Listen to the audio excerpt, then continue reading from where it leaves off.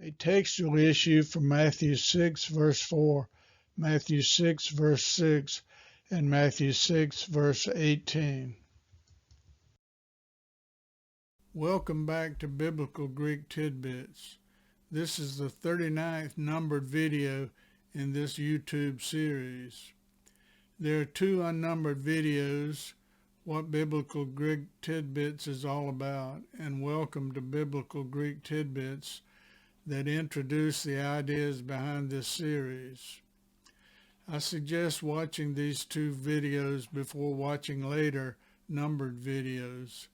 Each of the numbered videos is completely independent of other numbered videos. Therefore, it is not necessary to watch these videos in numbered sequence.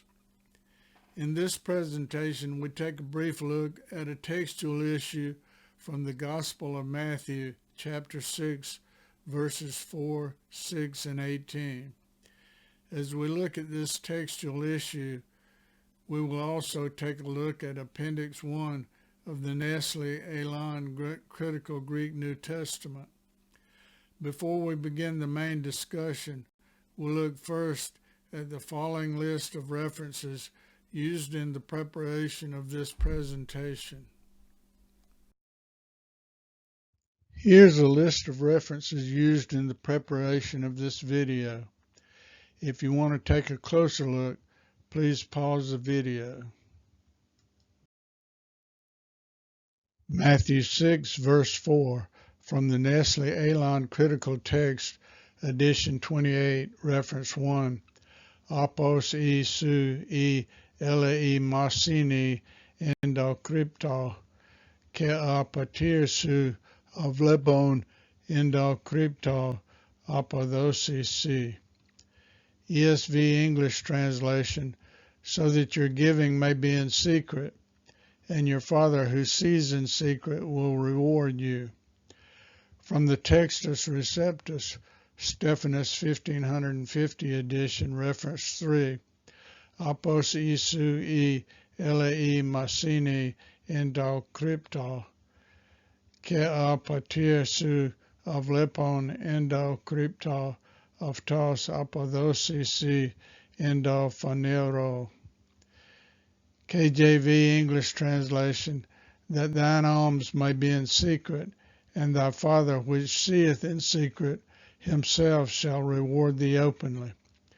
We see that the phrase endophanero is included at the end of verse 4 in the Textus Receptus, which is what the KJV translation is based on.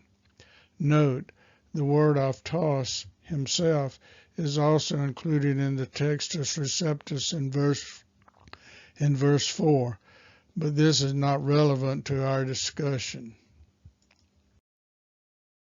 Matthew 6, verse 6, from the Nestle-Aland Critical Text, edition 28, reference 1. See there Atan Prosevsky Iselthe Ista Tamian su Keklisas Tintiron su Prosevske ta Patrisu ta Endokrypto ke apatir su avlepon endokrypto apodosis. ESV English translation, but when you pray, go into your room and shut the door and pray to your Father who is in secret, and your Father who sees in secret will reward you. From the Textus Receptus, Stephanus 1550 edition, reference 3. See there Atan Prosevsky Iselthe Ista Tamian su Keklisas tin Tiran su Prosevse ta Patrisu ta Endo Crypto ke apatir su avlepon endokrypto apodosis endophanero. KJV translation, but thou, when thou prayest, enter into thy closet, and when thou hast shut thy door, pray to thy Father which is in secret, and thy Father which seeth in secret shall reward thee openly. As in the previous verse 4, we see that there's an additional phrase at the end of the verse that is included in the textus receptus. Matthew 6, verse 18, from the Nestle-Aland Critical Text, edition 28, reference 1, apos me phanistis anthropis nistevon ala ta patrisu ta endo krypheo ke apatirsu avlepon endo krypheo apadosi. ESV English translation, that your fasting may not be seen by others, but by your Father who is in secret. And your Father who sees in secret will reward you. From the Textus Receptus, Stephanus 1550 edition, reference 3, apos me phanistis anthropis nistevon, alato patrisu ta endel krypta, ke apatir su avlepon endo krypta, apadosisi endo phanero. KJV translation, that thou appear not unto men to fast, but unto thy Father which is in secret, and thy Father which seeth in secret shall reward thee openly.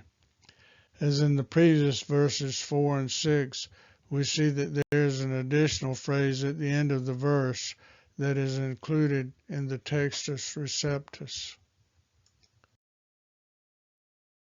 The textual apparatus for verse 4 in the Nestle-Aland text, see reference 1 above, gives the following witnesses for the additional phrase endo phanero. Take a look at this list of witnesses. The textual apparatus for verse 4 in the Nestle-Aland text, see reference 1 above, gives the following witnesses for the omission of the phrase endo phanero. Take a look at these witnesses. The textual apparatus for verse 6 in the Nestle-Aland text, see reference 1 above, gives the following witnesses for the additional phrase endo phanero. Take a look at this list of witnesses. The textual apparatus for verse 6 in the Nestle-Aland text, reference 1 above, gives the following witnesses for the omission of the phrase endo phanero. Take a look at this list of witnesses.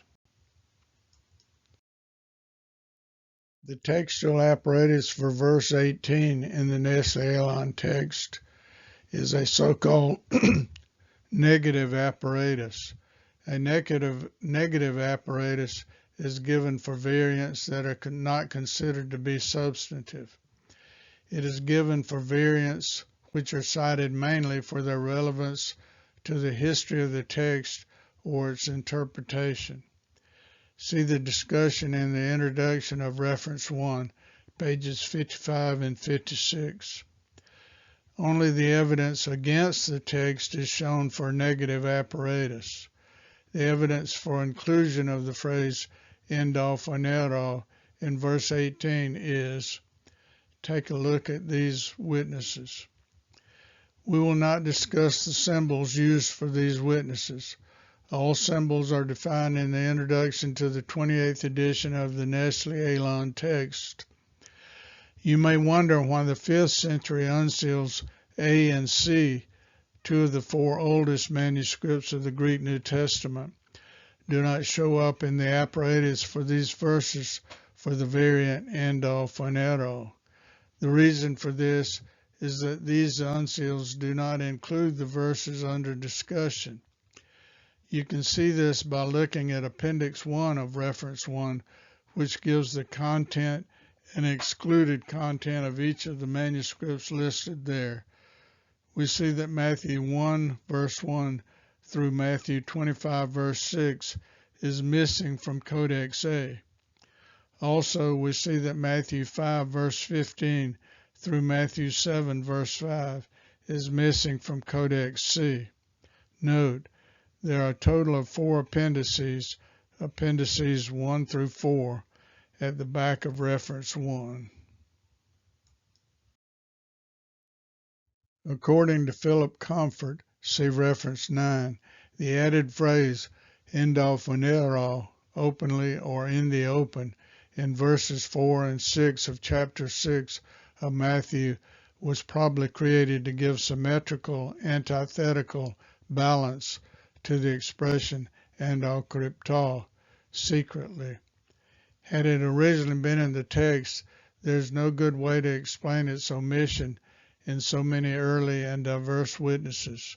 On verse 18, Comfort states that this phrase was borrowed from inferior manuscripts in 6:4 and 6:6. A.T. Robertson, see reference 8, in speaking of the additional phrase in verses 4 and 6, states, these readings are not genuine. Jesus does not promise a public reward for private piety. He simply states that the phrase is not genuine for verse 18. In Hagner's textual notes, see reference 7, he is in agreement with the comment of Bruce Metzger, see reference 10, that the superiority of the Father's reward to human approval is important, not its public or non-public character. The phrase endo crypto for verses 4 and 6 is included in the Textus Receptus reference 3, the Byzantine text reference 4, the majority text reference 5, and the Greek text used by Greek-speaking Orthodox churches reference 6. The phrase endo crypto for verse 18 is included in the Textus Receptus reference 3 and the Greek text used by Greek-speaking Orthodox churches reference 6, but is excluded by the Byzantine text reference 4 and the majority text reference 5. Since most English translations are based essentially on the Nestle-Aland text, they admit the phrase endo crypto for verses 4, 6, and 18, though some include a footnote addressing this issue. For what it's worth, I agree with the Nestle-Aland critical text on this variant. My opinion is based on two observations. One, from the above discussion, there seems to be better external textual evidence for the non-inclusion of the phrase endo funero. And two, the inclusion of such a phrase seems counter to the teaching found in the rest of the New Testament. That is, God does not always guarantee that rewards for acts of piety will be seen by others in the present time. See Colossians 3, verses 23 and 24, Luke 14, verses 12 through 14, 2 Corinthians 4, verses 17 and 18, 1 Peter 1, verses 6 and 7, 2 Timothy 3, verses 10 through 12, and many other New Testament verses. No one outside of our Lord himself took notice of the poor widow woman who cast in 2 mites all her living into the treasury. Presumably, her reward will come only at a future time when all things will come to light and all things are made new. I know some argue that we will be rewarded openly for these 2 specific acts of piety, that is to say, almsgiving and prayer. However, I think that Jesus chose these examples because they were perhaps the most obvious examples of the abuse of public piety in his day. I think it is clear that we will be rewarded for righteous living, but precisely for what piety, in what way, to what degree, and when, we're not knowledgeable of the whole truth. At any rate, the Christian should never be concerned about or expectant of any such reward. I am reminded of the verse, but just as it is written, things that no eye has seen, or ear heard, or mind imagined, or the things God has prepared for those who love him. 1 Corinthians 2, verse 9, Net Bible. Of course, the variant phrase endo crypto as with all other Greek New Testament textual variants, as far as I can tell, does not jeopardize any fundamental Christian doctrine. Thank you for watching this presentation. As usual, I defer to real scholars on all matters of biblical Greek.